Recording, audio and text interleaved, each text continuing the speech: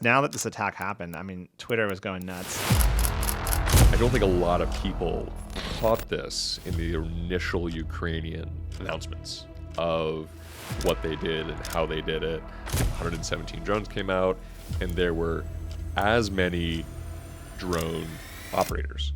And that caught my attention because that's the problem. John Dulin is the founder and CEO of Modern Intelligence, a defense technology company building AI systems that turn raw sensor data into real-time, mission-critical insights. He leads the company's mission of integrating AI into national security operations, bringing a technical and strategic edge to the future of defense. Could have been way more lethal if you were able to take the network out. That is the future. It's pre-programmed AI, so that they can't be jammed too. The next phase of this era of unmanned systems is going to be, how many are the U.S. Army really going to buy? They're not at war, so like 10,000 of them? 50,000 of them? I've thought about this a lot.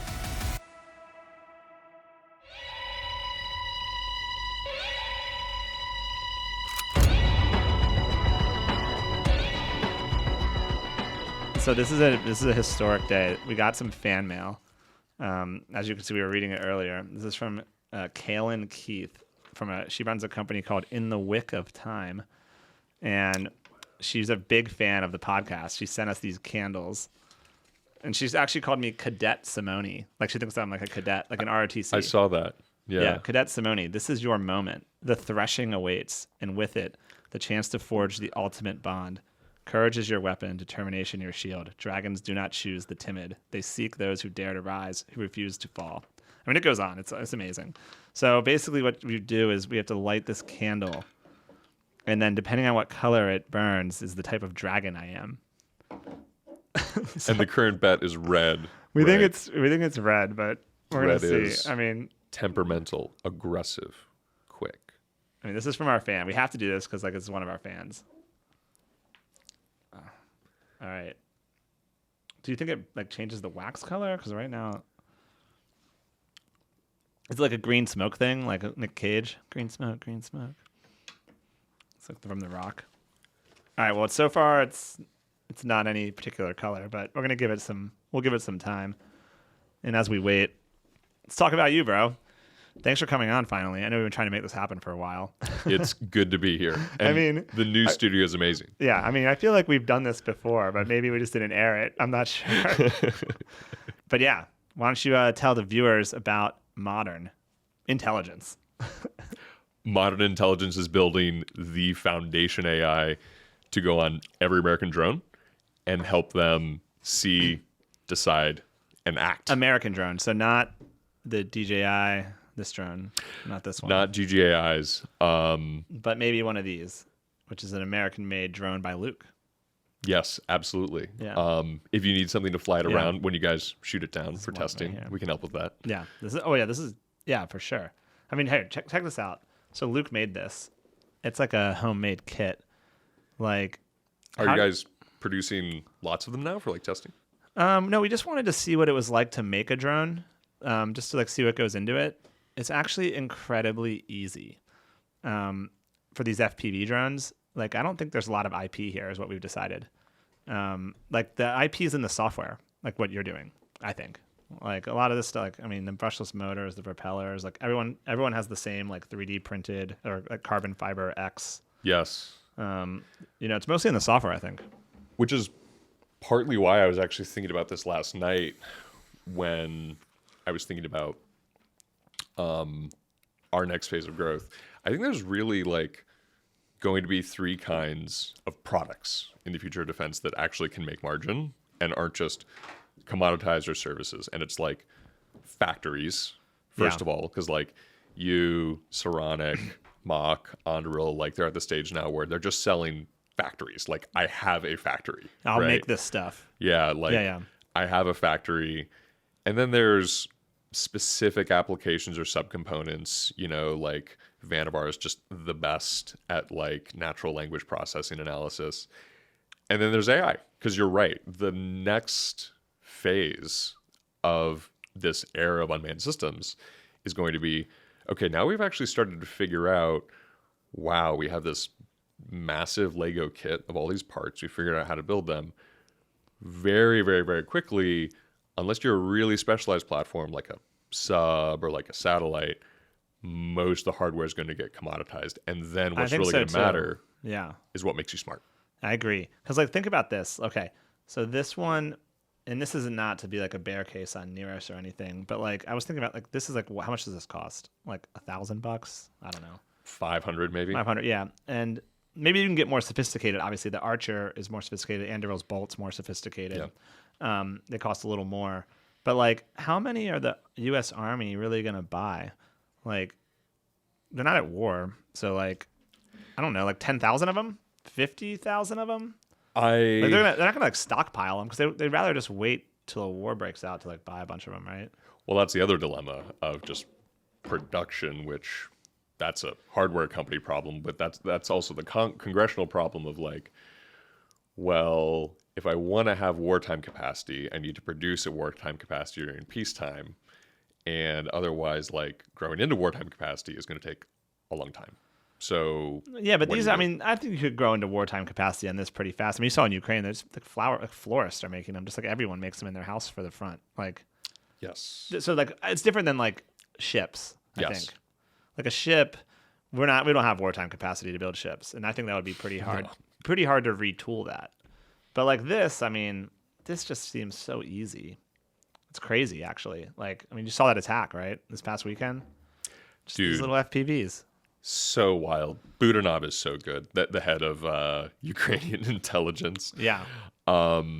Yeah, and I think they had 117 that just popped out of trucks that were parked outside these like 3 or 4 Russian air bases, and they had, I think it was actually civilian, like Russian truck drivers who just had their trucks chartered and they did not know what they were carrying. Yeah. And they were told like, park here, and then they press a button, and then I think 117, maybe more. Like the shipping containers open up. The shipping containers open up. Just they come fly out.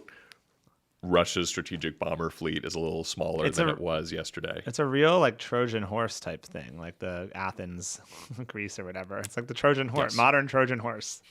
People are calling it like Russia's Pearl Harbor, but I don't think that's the right analogy, because like Pearl Harbor was like we weren't at war with Japan yet, and they struck us. Yeah. But in this case, like they've already been fighting. And also, we've had 2 years to know that this is possible. Yeah.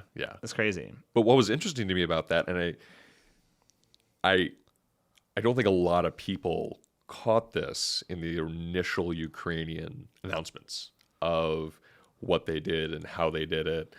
I think Zelensky, or maybe another Ukrainian official in background, said, you know, we positioned these trucks. I think 117 drones came out, and there were as many drone operators. And that caught my attention because that's the problem we're trying to solve. Because they were controlling them over like 4G. Like they were operating. Right. Yeah. So it seems like reports indicate they actually, when the drones woke up, they like tapped into the Russian like 4G network. Okay. And then they were just controlling them over the internet. But they actually had to have 117 or however many, so many operators Ukrainian operators sitting in front of a terminal back in Ukraine. driving it. And what's interesting to me is the numbers. So if they launched at least 100 drones, Yeah. I think early satellite imagery is saying like they got ballpark 10 bombers, like definitely messed up in a bad way. So what happened to the other 90 drones? I don't know. They didn't work. My guess is they had either, you know, they probably in some cases went like 2 to 3 to 1 bomber just to like make sure they got it. Depending on the size of their warhead. But my bet is for a lot of the other ones, like they just had some sort of network or latency or bandwidth issue where there was like a moment where they lost it, and like the drone either went to the ground or like went to a holding pattern, or like they you know were off by like a millisecond of latency into like hitting the target head on. And although this operations design is incredible and like Could exciting, have been way more lethal. could have been way more lethal if you were able to take the network out Yeah. and those 117 operators out and just I say, agree. fly to this GPS box. You have an AI model which knows exactly what a Russian Tu-95 bear looks like from every angle. Yep. Find a bear, Kill it. fly into it. And that's actually why we started attacking our vision of building the foundation AI for defense just by starting with automated targeting. So every single unmanned system. So this is like your manned time. system- This weekend was literally Modern's moment for fundraising. That's why you're hitting the road. You got to fundraise. No comment. I can't comment I'm on kidding. term sheets. But this is no. I mean, that's great. No, I agree with you. Like that is the future. It's not the 4G LTE communication. It's pre-programmed AI, so that they can't be jammed too. You know, Right. It's everything. It just starts with like often what I step back and observe is like, okay, there's been 3 major transformations in defense technology in the last 2 decades, and we're just at the beginning of the third. The first one was just, let's make software work in the DoD. Palantir led that. Yep. Second phase was, okay, let's build unmanned systems, firm fixed price. Let's get commercial technology, building factories at scale. Anduril led that, and now Anduril's led, connecting a lot of them and building the network layer with Lattice. And then the third phase is AI, which is exciting to me and the team at Modern because, like, I think if you grew up thinking about war and history and sci-fi as much as I did, like, what's been the entire point of building, like, all of this infrastructure, all of these unmanned systems, and all of these networks? It's to put AI on it. Like, that's been the whole dream of war since, like, we envisioned Skynet.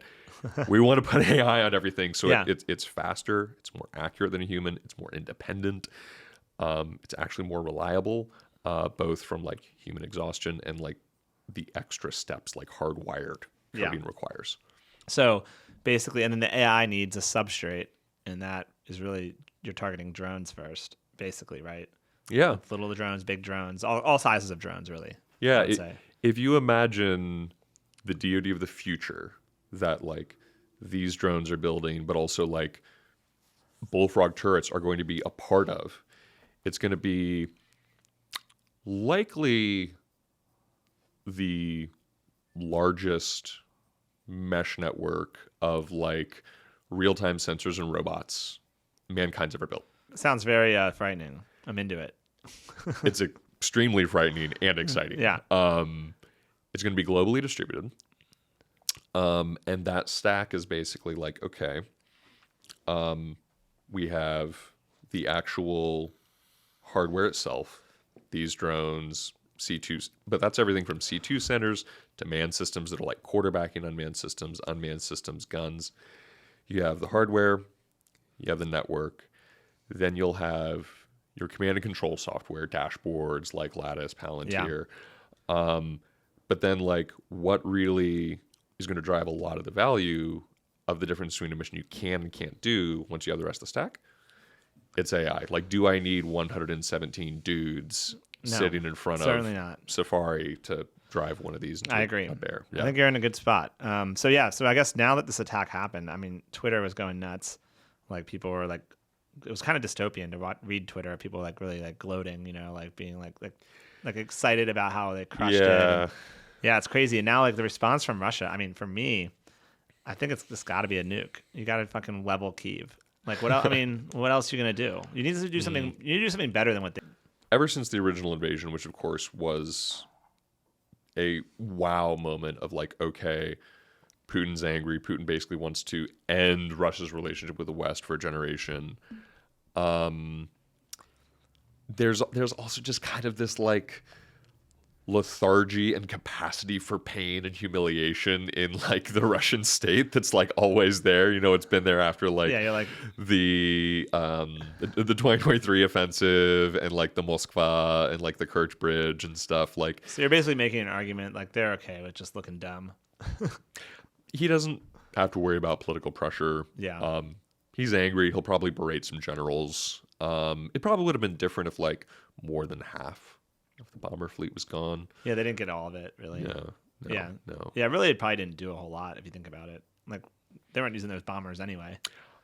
They were, because they were launching the long range cruise missiles that hit okay, they Kiev. were. So that was Ukraine's motivation, is like Russia's nuclear bomber fleet is dual use. Like every night when Kiev's hit by, I think, Caliber missiles, That's what they're doing. those are launched like 16 to a flight. Oh, I didn't know that. Of like bears. So do they like they basically like drive those like where, like kind of the border region, and then they shoot from there? Like how close do they have to get to launch them? They're long range enough, like the Ukrainians haven't been able to get to them with like F-16s. Yeah, because these things are super high up in the sky and super long range. They don't need to get that close. Right, Okay. right. So I think that was part of Ukraine's motivation to hit them. I think it was partly just like, okay, like we're going to do this another round of negotiations. It looks like both Russia and Ukraine are like holding strong in their position of, like, no. Yeah. And I think Ukraine's thinking was like, let's have Russia go into the negotiations remembering how much pain we can cause, and then leave feeling like they can cause us less pain because they can send fewer missiles at us every night. Yeah. I like the I think the White House response was like, we didn't know anything about this, bro. Yeah. Yeah, which who knows if they did or didn't. I'm sure they didn't, but of course it's the right thing to say anyway. I don't know. You got to be like, didn't know, bro. Who knows? It could have been either way. Yeah. They didn't talk. Yeah. They didn't tell us about it. Yeah. Which is like probably the best answer. Yeah. Like, I probably would have told him not to. It honestly could have been either way. Yeah, I mean, yeah. It's fun to think about. But yeah, so anyways, so that attack, in the future will be, and this is what the listeners, what we're trying to say with modern, is something that could be fully AI powered, which means it'll be more even lethal than what just happened there. Like what just happened there was a really interesting thing, but it's going to get even worse, basically. It's the next step. Now that we see this goal of we are building loyal American Skynet. Loyal American Skynet, obviously. Loyal to the crown. Yes, to America's sovereignty, to the Constitution. First robot, loyal to a Constitution. Yeah. We are not going to go from, manually controlled drones to Skynet in one leap. There's a spectrum of autonomy in unmanned systems we're building. Just like, there's a spectrum between like a chatbot and AGI. Yeah, for sure. With ChatGPT. And like fully autonomous, able to take a command from a human with like ambiguous parameters, interpret it, and design a plan. That is a long way off. We've built the infrastructure and the hardware and the networks today, as we said. But really the first step of just making unmanned systems more lethal in the field. Just the ATR, like you're saying, basically. Is step one is, can one of these drones, when, like in Ukraine, you send it over to the Russian trench, it sees a Russian tank, and it flies down to strike it. Every like Russian tank and artillery piece has a shortwave jammer now for like, the last 100, 500 meters to like jam them. Your operator loses control, flies into the ground, you lose the drone. Like step one to Skynet is just that last few hundred meters. Once I picked out the target, can you go the rest of the way yourself? Yep. Or like when you're scanning and you see the 5 tanks, do those go from a video feed, I have 5 people watching, to do those just become 5 red dots on a map? Yeah. That like I can share everywhere. And so like this, I think the reason we talked about this like last week, but the reason it's good to be with one company doing like the quote unquote foundation layer for this, like the one model to rule them all, is because you do get some sort of network effect, right? Of like the threats, like different, like the bombers and the attack, but like there's other things that, other high value targets of the enemies. So like that rolls into your model. So like you'll have a much more robust ATR model effectively if you're in multiple systems. Exactly. Versus like me just doing it myself, as a single drone developer. Let's say I'm a drone developer and I just want to make my own. Like that's the difference, right? Exactly. There's network effects as our model Hydra gets smarter and more capable of being able to talk between drones and work with them. But part of why I thought Modern had to be founded was the best way to build AI for a problem is give it the most data, right? Give it the most data from the most integrations and spend the most capital on solving that AI problem, but then get that investment back by having lots of customers all solving the same problem. Yeah. Right. We did not see that getting solved because the old primes can't, they don't have the ML talent, they don't have the data. But also the new primes, although they build lots of specific off-the-shelf AI applications, like to make their hardware work, they also have this other challenge of they vertically integrate, which is great for building the hardware and it's great for moving fast. But if you want to build the best AI for a problem in defense, starting with automated targeting, then going all the way to like decision making and autonomy, you really want to solve that problem once, and you want to have all the data, and then you want to allow every defense startup and every defense customer to use that model by just having this huge data flywheel where like when you are Lockheed or Onderil, if you ever use a modern foundation model for automated targeting, you are using the best model because you're not just using your data, you're using all the data in defense. Yeah. So, and then the go-to-market is like, eventually the customers will just like call you, like me, like as a drone maker, I'm just like, hey, give me the model, or like give me the software so I can put it on my drone, right? But for now, maybe it's like you're working with the government and they're recommending it to the vendors. Like, how do you view the early stages of the go-to-market?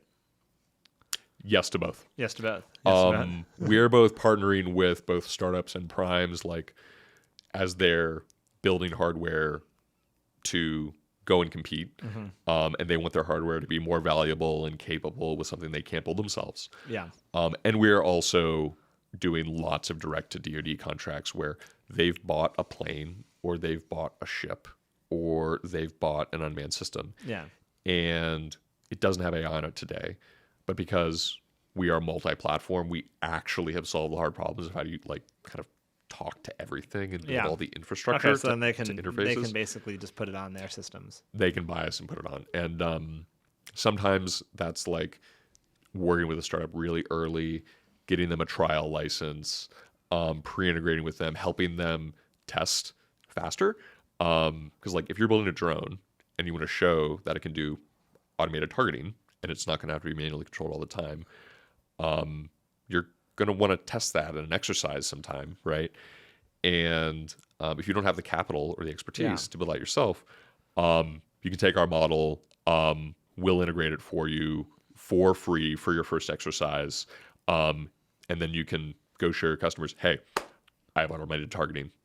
Boom. Done. Actually, hold on one second. So this looks like it's one quick switch. Now we're... Is the candle showing your spirit? No, I think it's the brown. Well, look at the liquid. Is it black or brown? I think it's brown. I think that's brown. Yeah, so what is that? What's brown? The brown dragon? Resilient. Oh, yeah. Steadfast. And diverse. Okay, I can see that. Yes. Resilient, I feel. Resilient. A startup founder. We got to be resilient. If it was black, that's powerful, rare, strategic. Okay. Maybe you're like a black-brown. A black-brown dragon. Yeah. All right, so Kaylin, thank you for picking the right color. Well, I guess it chose me. Yeah. She didn't pick. The candle chose me. I still can't believe she called you cadet. Yeah, Cadet Simone. Yeah. It kind of. I mean, in ROTC, we're not cadet. The Air Force is cadets. Mm-hmm. We are midshipmen. I was a midshipman. Right. Yeah, midshipman Simone. I was always like the really bad midshipman that forgot my belt. Like I always forgot my belt in my uniform. Is West Point cadets too? West Point? I don't know. Oh yeah, actually pull up Nicole. Yeah. Pull up the like a midshipman's uniform, like midshipman. Yeah, uniform. There we go. Oh, Here, yeah. Click, Yeah. click one of these khaki. Oh, yeah. It's more like this one. Yeah, this is perfect right here. This is what we looked like. I bet you look sharp, Oh, like an officer and a gentleman. oh my God. No, you don't have to zoom in. We got it. It's fine. We'll teach you how to use the computer for next episode, though. You're doing great. Jack's stand-in here. I really love the khaki ACS sweaters. Oh, yeah. Those sweaters are like very Yeah, it's regal, really. flexible but Yeah. distinguished. Yeah. But flexible but distinguished. I like that. Yes. Yeah, so this is like a look, but I always forgot to wear my belt. And they'd be like, why do we have this nasty midshipman mustering without his belt? And I'd be like, I don't know. I was very tired. I'm not a belt man. And I was studying. I was doing my homework. I couldn't get to muster in time. Yeah, you weren't in ROTC, were you? You weren't any of that? No. What would you do? What extracurriculars in college? Did you do any? Oh, have we talked about this? No, we haven't. Okay, so you're not setting me up. I'm like fully no. I literally have no okay, idea. yeah. So I was a physics major, but I spent most of my time doing plays in the theater Oh, department. nice. What like singing or just like acting? Mostly acting and one musical. You did music because you have like a baritone. You're like a bass or like a baritone. Like you have a deep Yeah, voice. So if you yeah. sang, that'd be pretty sick. Yeah, I didn't fully get this until like the second half of college. It's funny how that Oh, happens. really? Yeah, Damn. Yeah. You missed out. You could have Yeah. been a movie star, bro, with that voice. It's It's like honey poured over thunder, dog. It's Are you saying I have a? You like that? I have a voice for radio. Yeah, dude. Yeah. I mean, for real. That's why you're on the podcast here. I was like, I have to get you on. Okay, so you did theater. So like, what was your favorite play? I was in theater as like a middle schooler, like church theater. Oh yeah, And, like I did, Vacation Bible School. Did like Joseph and the Amazing Technicolor Dreamcoat. Yes. Yeah. So I was in a lot of fun plays. I did The Crucible. The one musical I did was The Rocky Horror Show. Nice. It's a ton of fun. I think my favorite play was, and still is, The Pillow Man by Martin McDonagh. I don't know what's the plot. So Martin McDonagh, he used to make plays. Now he makes movies. You know him because he did In Bruges, Oh, okay. Seven Psychopaths, Banshees of Inisherin. Oh shit. The Pillow Man is like a 3-act play. It's insanely brutal. The whole thing happens inside the interrogation room of an unnamed like secret police state, and there's a good cop and there's a bad cop, and then there's a guy getting interrogated who is an author because his short stories bear a striking resemblance to a series of child murders. Oh wow. So it's pretty dark. Kind of light, yeah. Light, but I liked theater a lot. It It's got kind of me like yeah. I think theater is awesome, bro. it got me out of my head from physics, and it teaches you a lot about people. For sure. There's definitely like the theater kid archetype of Oh, like yeah. attention seeking, kind of unserious. You gotta like, purge that from yourself at some point. I think theater plus physics is a pretty fun combo, though. It's like Yeah. it's kind of like they're like diametrically opposed in some way, but then you get like both worlds. That's what I was going for. And I had a theater professor who taught us a very simple but like ruthlessly effective acting technique called Stanislavski technique, I think. It was like old Russian theater director, like sort of like Chekhov's time. And you think it's going to be like this complex thing, or it's going to be like really odd and method. And no, it's the simplest thing. It's just, you just need to ask yourself, what is your character's objective? Yeah. Like, what do they want?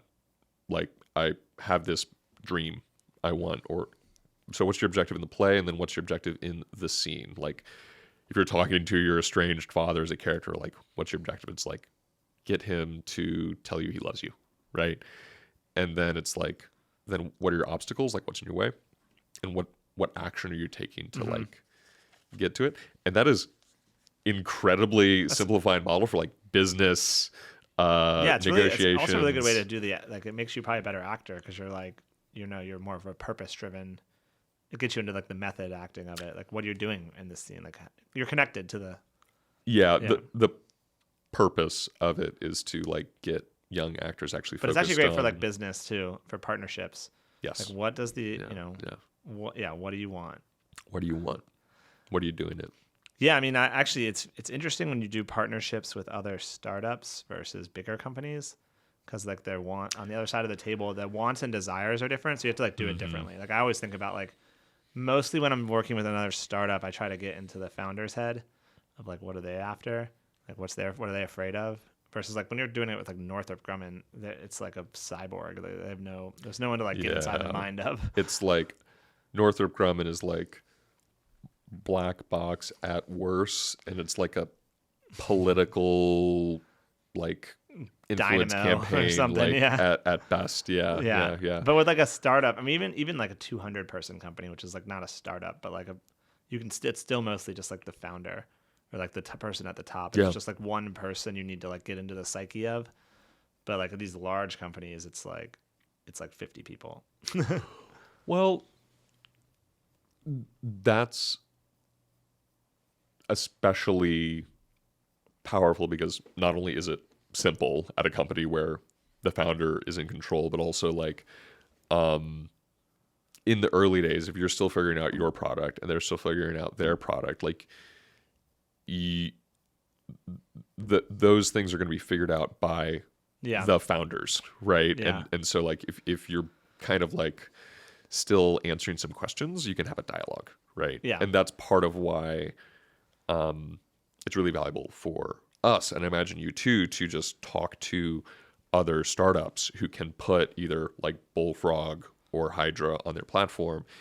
Is like you just get to talk with them and figure something out that maybe they haven't solved before, and maybe has never been solved before in the entire DoD. And also they're like easier to talk to and faster to talk to than like the actual DoD, but they're thinking about the problem as hard. But it's so funny in like founder led businesses and startups. Like we know because we run them. Like at the end of the day, if you want to do a partnership with us, you basically have to talk to me or you. Like like there's no one I could be like, I talk to my head of partnerships, but like that's like such a blow off.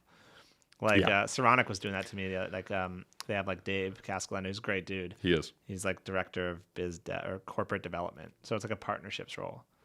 But like I was like, Dave, like I know this, you know this, bro. Like obviously it's just Dino. Like I know Dino kicked me down to you because he didn't want to do the partnership yet. But like at the end of the day, like there's only one person that decides it, no matter how many people they hire. Like it doesn't matter. And so you can't bullshit me, bro. If only the DoD was that easy. No, if only the DoD was that easy. But companies are that easy. It's literally just like the emotional whims of the founder. It has nothing to do with like I don't know if a lot of people don't get this. Like I grew my whole last company via partnerships like this. Like I didn't really have a sales team. I just like convinced other companies to sell my product, and I got into like the heads of the other companies' founders. Yeah. And like got them to do it. But like it's truly it's emotional. Like there's almost no logic to it. It's like dino shit. What's hard with incentives in like defense startup to defense startup partnerships, but also defense startup to like defense prime partnerships is timing, because primes are entirely cost plus. And so like in some cases, if you spend just a ton of time with them, you figure the org out, you find the decision maker, you win them over. No matter how much they love you, they might be like, well, we're cost plus, so we'll call you sometime in the next like 1 to 4 years if we get this cost plus contract, we can throw you on it. But actually, with startups too, there's this challenge of like, okay, we have as much capital as we need. You know, we as in like the other startup you're talking to that like can get value from Bullfrog or get value from our automated targeting AI. They're like, okay, you know, this is great. We have peanut butter and jelly. But I have just the capital I need right now to like build my product, do my go-to-market, do my T&E, and like get to a program of record. But I am not going to pay you what a Bullfrog or what an automated targeting foundation model is actually worth until I have my program of record, right? I can't. Yeah. We've thought about that a lot. How do you negotiate that? Have you seen that? Yeah, I mean, sometimes you have to make a judgment call on if it's worth it, right? Like if what they're selling, you know, you have to basically say like, okay, I believe that your company's going somewhere, so I'll give you Hydra. and hopefully like, I'm betting on you. Yep. And so we make a case by case basis on that when we give out turrets. Like usually we try to sell them turret. Like, you got to buy one. And that's mostly what we do. But like if there's some like compelling reason, there's like some real opportunity that we see, then we'll do it. But like you see, like, okay, you guys are gonna get the win. It's in my interest to like, all right, here's a turret. Tell your customer. Yeah. Writing's on the wall, bro. You got it. I believe you. Yeah. And if it doesn't work out, then we're out of turret. Yeah. So we're out 400. Well, we get it back probably, but you're still out like 400K at the time. We make similar. We have to make similar calculations, or at least we did when the team was smaller. Now that we're growing, and now that both Hydra, the automated targeting foundation model, and like the platform, so like the Docker image and interfaces it runs in and goes on anything are more mature. Where we really want to be is I can get a test license out to like 50 unmanned systems companies, and you all get to test it all the time, install it on as many drones as you want. You can prove to yourself that we are better than what you could afford to build, and then that one lets me like support more partners, but also two is de-risking, because if we have that many partners, I don't need to make a bet on like who is going to go to primary record and then let me scale with them. I'm just taking a call option, like whatever 10 of those 50. I mean, your business model is very similar to Stripe. So in the early days of Stripe, they basically just went around and installed Stripe on a bunch of YC companies. Oh, yeah. And they were like, most of these companies are total dog shit, but one of them's going to hit. Yes. And two of them did actually hit, DoorDash and Shopify. Oh, it was them. And so that was like 70% of their revenue. Grow in there, like Stripe, So basically, because you're just like putting it on, all these companies are like, okay, use Stripe, use Stripe, use Stripe, use Stripe. Yeah. And you're just like, okay, I need one of these companies to work. Yes. And it popped, like, and that's similar, like with Hydra, like there's going to be a lot of unmanned systems makers. You're not going to necessarily sure which one's going to win, but you don't need to know. That's the pitch. So you don't care. Like one of them might take 60% market share. Fine. And I and the DoD also want them to compete on a more even playing field on the basis of their hardware. Yeah. And if all of them just have the best automated targeting AI that in real time can watch an RGB or infrared sensor feed and like detect, identify, track, and share the Chinese ship, the Russian tank, and like let you show off, what you can do, both with your hardware and like with whatever larger autonomy or command and control stacks you're doing in that, then like we are making competition easier and better. Yeah, that makes sense. And that's what, the DoD ultimately wants is some more competition. They don't want this like lock-in that they've had forever. But, sometimes they inadvertently lock themselves in. They might inadvertently lock themselves in with Skynet. Bro. Now they're locked in. They have to use... they can't get out. They can't get rid of this software package. We are ruthlessly principled about the platform will always talk on either government-owned or like open source interfaces. So when it's sharing either its video or its target tracks or whatever. You're like Google, don't be evil. Yes, that is the goal. Or just be trustworthy to the customer, to Congress, to your partners. Exactly. And then the AI is going to also support and defend the Constitution. Yes, loyal American. From all enemies. Well, you got to watch out for that, bro, because it's from all enemies, foreign and domestic. When you swear an oath, the oath of office, and like now the AI is going to be like, well, some people are trying to shut me off.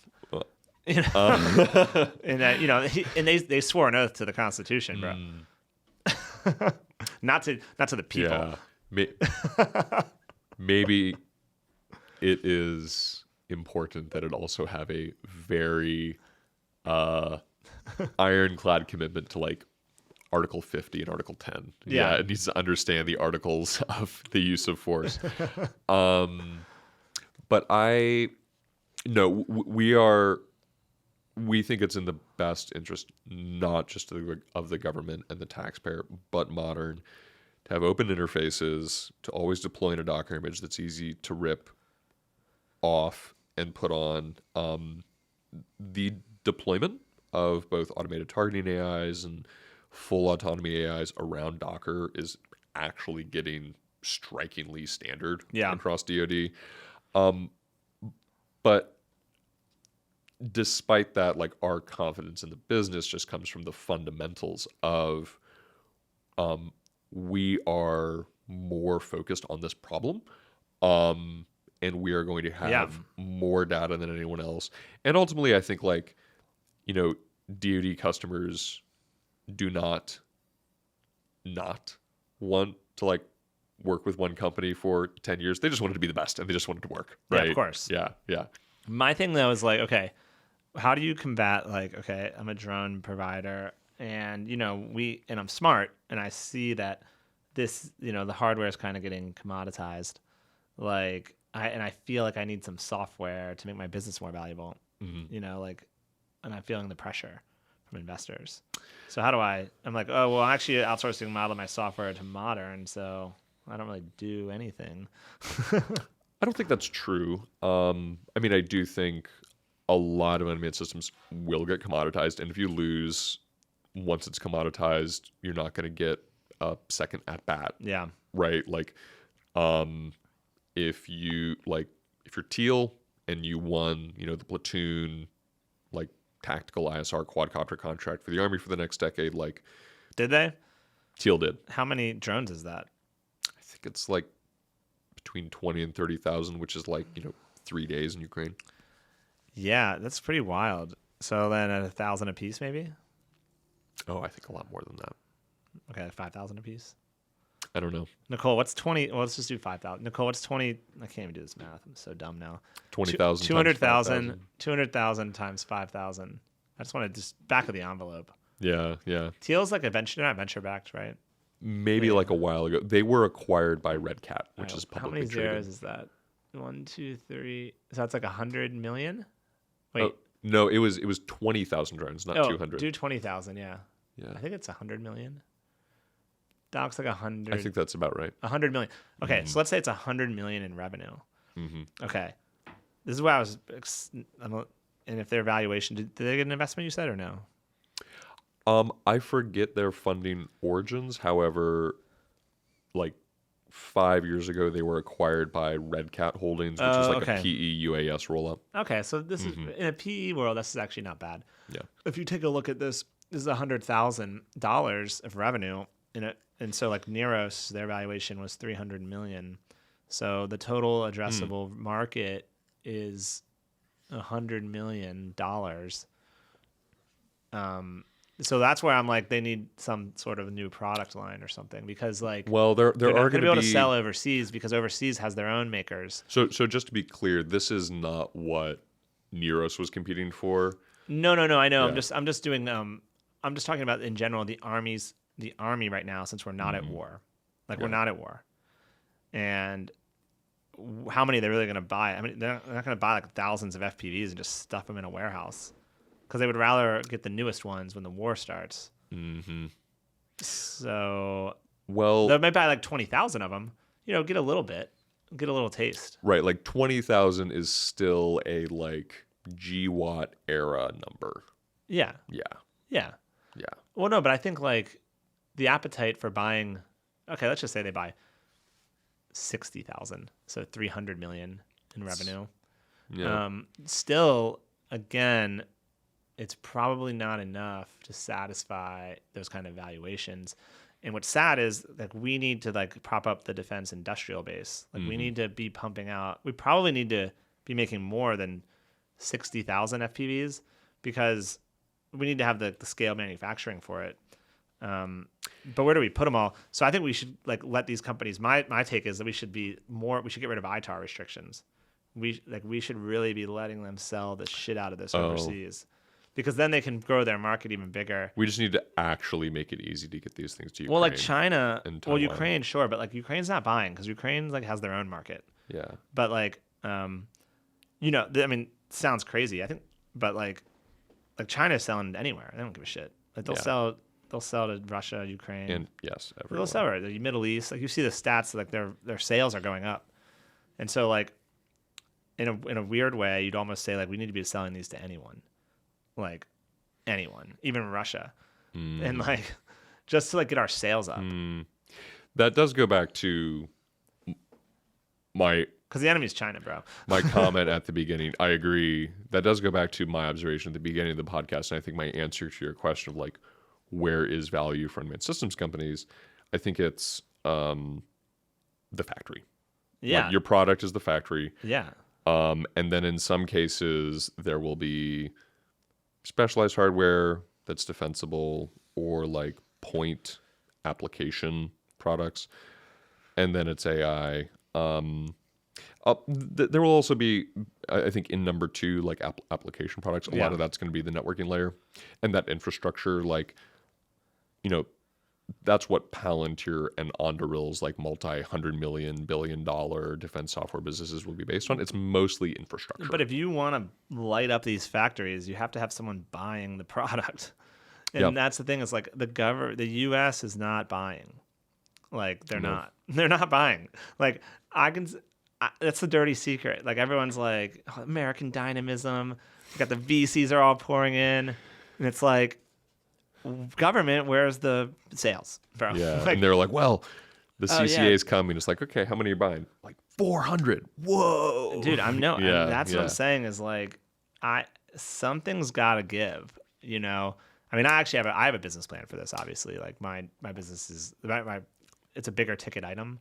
So like they don't need to buy as many. It's bigger ticket. It's and $500K a piece. And like modern, it goes on everything. Well, the reason I wanted to like make a bigger product than like these small, attritable, cheaper products is because I firmly believe that the defense industry will change, but it will be a little slower than most people think.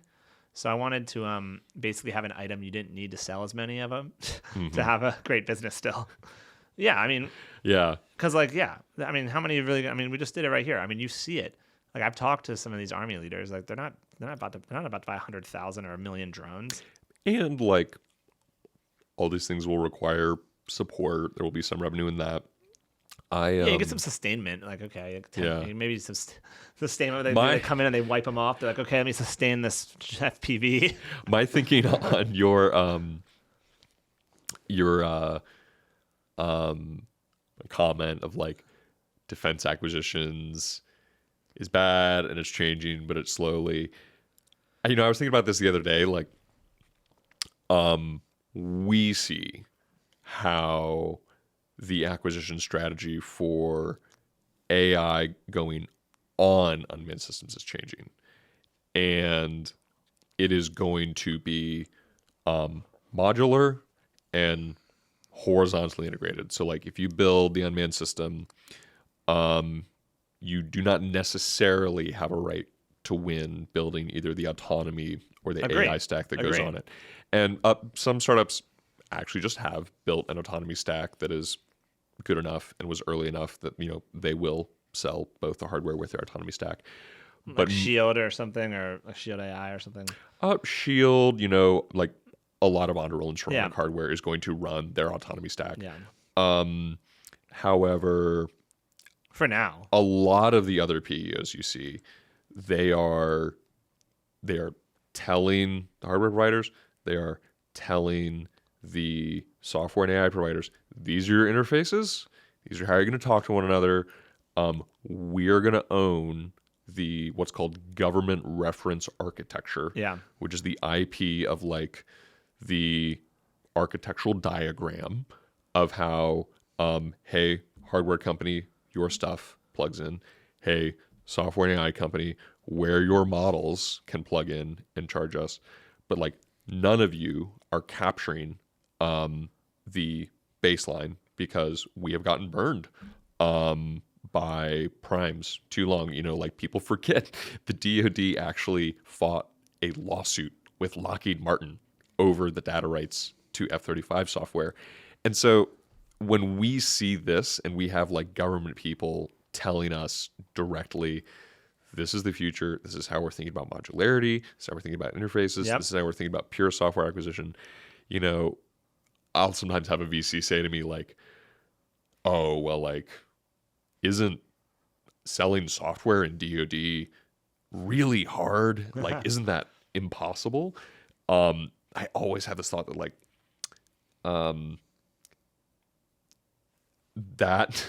that response and that lack of awareness of like where the puck is actually going, comes from this like dynamic. Yeah. And the dynamic is when a defense startup founder or VC goes on a panel or a podcast, That's the number one podcast. the number one defense podcast, Yeah.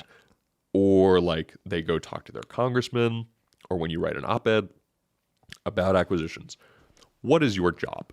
Your job is to complain loudly about acquisitions. And so like whenever anyone is publicly speaking from like defense startups or VCs about acquisitions, they are fulfilling their like professional obligation to complain about like how defense acquisitions needs to be reformed and like how much more money, you know, defense startups need.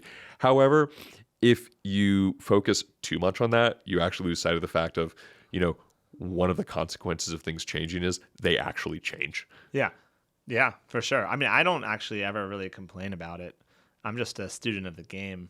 You know, Me too. I look at the game Yeah. for what it is. Like, and this is how it works. Like, maybe some stuff will change, but you don't want to run a business hoping stuff will change. You want to like run a business like assuming that you just need to do whatever it takes to like get your product out there. And more than that, you cannot actually respect and understand your customer in the Pentagon if you don't have an understanding and respect for like why they have done things the way they have. Because they're well-intentioned, smart people who are dealing with a lot of like difficult and messed up incentives. Yeah. But like It's very hard. if you come in with this sense of like, you know, you guys are fucked up and you are so lucky we are coming to save you. Like, first of all, it's just wrong. Second of all, I don't think it's going to go over No, well. it's not Yeah. gonna. That's like, yeah, it's sales 101. You can't just be like getting at your customer. Yeah. Hey, yeah, you guys don't even know how to buy this shit, bro. Yeah. You don't know anything. The thing is, like, I mean, they probably should get rid of the program of record as a concept. Like, that's like one of those things, you know, because then like that way there'd be more competition. You know, like you should just buy stuff. Like, I want to buy 20,000 drones, and now I'll buy like another 10,000 from this guy, and you know, maybe I'll buy some planes from this guy. Like, you just don't need like program like announcements and programs of record. Like it's like too much rolling out the red carpet. You know, it's like too grandiose. Like, they should just like understated and just buy stuff. Yeah. I've thought about this a lot. I don't have the answers. I don't have the answer, by the way. The program record just seems weird to me. Yeah. A lot of people say more acquisition should be done at the combatant command level, like the Pacific commander, the Middle East commander, the European commander. Yeah, that's a standard take these days. They should have their budgets. They should be able to buy their stuff. I think that's in part what DIU has aspired to do and has done. However, there's a lot of serious problems with that because like you really want to standardize something if you want to afford it at scale. Yeah. If you want to get the logistics right, if you want to get the support right, you actually need to like standardize. And then secondly, you know, there's this other proposal of like just get away with programs of record, give PEOs a big, you know, pile of money every year and like let them do their thing. And I think that's called the portfolio model. I think that's great. I think, you know, Eric Lofgren, Matt McGregor, they've written a lot about this and like how it could work. However, also if you get that wrong, then like you will sacrifice the consistency of the recurring revenue of a program of record for speed. And like you might find a lot of like programs that you as a company or the DoD start investing in, like, if a new PM comes in and gets like rug pulled, and like if Congress doesn't have oversight over it, like Congress can't defend you. Yeah. I guess there's the safety of the program of record once you're in, right, is nice. Yeah, investors like it. Like, oh wow, this you're gonna get a program of record. They love being on one side of it. Not on the other side. Yeah, and I think that a lot of people are going to be left on the other side of it. I mean, obviously, we should have never. If I could go back 5 years and like we could get all the defense founders together and like strategize about how the next 5 years were going to go, I would say like we never should have taught VCs the word program of record. We just should have. Yeah, we should have. We should just not have told them that, because like now they're asking about it all the time, and like they don't know how many hundreds of millions of dollars of revenue you can get without it. Without it, yeah. But how is this going to be a program of record, Steve? Yeah. We just we should have never told them. Yeah, that's pretty funny. I think that I think overall it's been encouraging. I guess Andor started there, maybe Palantir, but like the amount of money flowing into the space. Super important. Like the VCs are actually, to throw them a bone, they're doing a great job, because without them, there wouldn't be a lot of defense industry being built right now, because the government, takes a while to get on board. So you need capital, like our company, like we need millions of dollars up front to like get their attention, and like without the venture community, I mean, that's not really possible. They believe, unless you're like actually already rich. They believe. They're excited. We, both the DoD and the startups who have this shot, I think what we do owe thanks to VC and of course like Catherine at Andreessen Horowitz and then Paul Kwan at General Catalyst and a few others too, is not just the capital, but the message, which has also brought talent to the space. Yeah. Talent, not just for our companies, but talent that, in 5 years, 10 years might be inside the Pentagon, like being able to talk to a new grad from like Caltech or Carnegie Mellon or UC Berkeley and have them be amped about defense. That is just really good for the country and could not have happened without like the amount of vision that just and hype that venture capital is really good at doing. There's the full vibe shift. Like I'm doing a lot of recruiting right now, and most people are pretty receptive to the mission.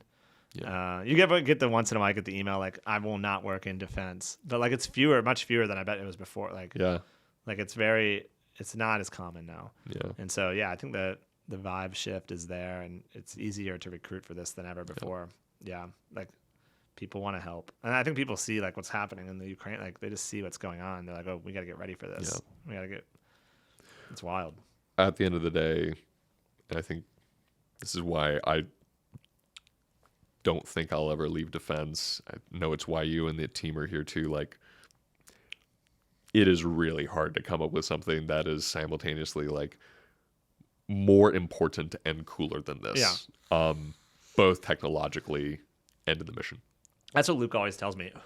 Whenever I get down a little bit, I'm like, oh man, this is so hard. Fucking startups are terrible. Mm-hmm. He's like, dude, come on. You're building a robot with your friends for the government. Yeah. And I was like, all right, it's cool. Yeah. And I was just saying earlier, I was like, I care about two things, bro: the warfighter and the shareholder. What was the third one you had? Oh, taxpayer. Oh yeah, yeah, we care about three things here. Yeah. The warfighter, the shareholder, and the taxpayer. I mean, the taxpayer needs to get a good deal. Yes. Obviously, you've seen the deficits, Yeah. What do you think that's going on, macro, bro? Like, I mean, obviously, Doge didn't really do much. Oh, finance? Yeah, bro. You a big finance guy? I spent a year at a quant hedge fund.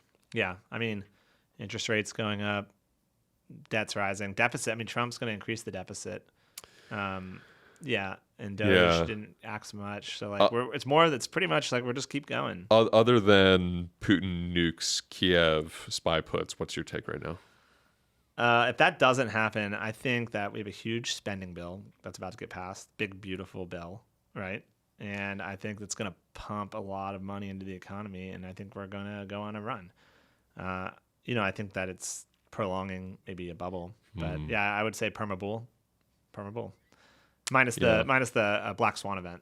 I do think the Black Swan event is definitely more probable than people want to admit. because people hate thinking about bad stuff. But But permabull, other than Black Swan, so like Yeah. you have to be basically. I mean, I put my money where my mouth is. Like I'm like 80% invested into the S&P. So I got like 8 units of risk, as they would say, 2 units of risk off. This is not investment advice for the listeners, but like yeah, I'm mostly in. yeah, Yeah. me too. I think the resilience and just the flexibility of the American economy to keep doing what it is doing is really incredible. It's incredible. When you look at Chat GPT, I mean, it's crazy. Yeah. Yes. Yeah, pull up Chat. Nicole, I saw you on your phone, Nicole. You gotta be paying attention. We are building AGI. I don't know if this is AGI, but I mean, it's sweet, is what it is. Yeah. It's amazing. Like, I mean, I use it all the time. It's brilliant. And that's going to go on a run. I mean, that's just the AI revolution is starting. I mean, you're part of it, but like you're verticalized into defense, but like the general AI revolution, like we're in it. So you got to be a permabull. You almost have to be. I actually do not have a clear opinion on like what the ceiling is for AI driven GDP growth. Like I think You're basically saying you don't know what the enterprise value of this will be yet. Because like, yeah. Yeah. I think it's almost That's fair. certainly bigger than, like cloud, mobile, PC. Like it probably is the biggest in, a generation or two. However, I think it's also going to look more like just those, only bigger, where like it takes a decade to permeate. is it through comparable to the economy. smartphone maybe? Yeah.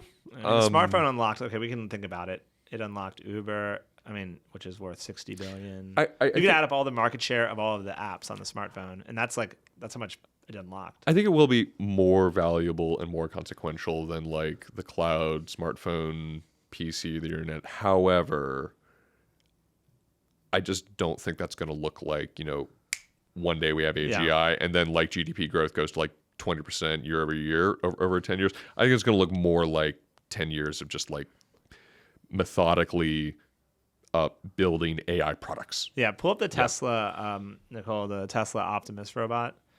Like, what do you think of like this thing? Like, what do you think of this thing? Just a picture of it's fine on the right. I think a bullfrog could probably down it in like Yeah, 6-7 shots. The argument here is that these are going to be in everyone's home, like doing your laundry and shit. I'm so like skeptical of this because like the hands suck and the motion sucks, and like people are like, no, you don't see it, Steve. Like just wait till the AI gets on this thing. And they're supposed to be like every one of these in your home, and like for under 10 grand. I would love to have one. I am glad people are trying. Me too. However, the question I have that I don't know the answer to, I imagine Figure and I imagine Tesla have it, is Figure. how have these solved the power problem? Well, they would do the task and then go back to their charger, walk back. Yeah, but I don't know if that's like 20 minutes or 2 hours, because I think it might be like 20 minutes. Yeah, it's really for now it's short, but yeah. But I think that let's say it gets to an hour or something. I think it's how have they solved the hands problem, the motion problem.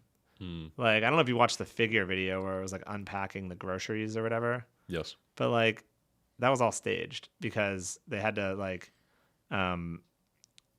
basically set out like perfect setup for the groceries. If you look at it, they couldn't go into the bag. It was just on the table. And then they put It in the had fridge. some. It had to have the simplest pathfinding. It can't get its hand thing. into the bag. Yeah, and that requires tactile feeling. I think there's a long way to go on this stuff. Yeah. And I don't think the robotics is there. It's not the software. It's the actual like mechanics of it all. Yeah, Like, the thumbs and the human hand basically. it's some combination of robotic hardware, the cost of robotic hardware, and batteries. Yeah. But Yeah. people think like I'm wrong. That's fine though. I just run pretty much the best robotics company in the country. What would I know? You know, I mean, fuck, dude. You need you know those like what are those hoodies? It's like the anti something club. You need the anti robot club. Yeah. Well, the thing is, like, I actually want this shit to all work. I want unprecedented GDP growth, because then it's great for everyone if this were to work. So I'm obviously cheering for it. Yeah. Just like as the perma bull. Well, we can ride around in a Waymo here in Austin, Texas. But that took. I'm pretty bullish on. years. Well, like I'm very bullish on robots that don't look like humanoids. Yes. I think that the humanoid thing is like just a very human dumb thing. They're like, oh, it's got to look like me. We really it's want gotta that. it's got to look like me, dog. For like actual household stuff, there's benefits to that just because It's built for a the human. world Yeah. has been built for, like humans being able to pick this up and stuff. Yeah. That's true. All right, so before we wrap up, you're on the road. Any other announcements you need to make to the audience here? Well, thank you for having me on. Modern's growing. Recruiting. We're busy.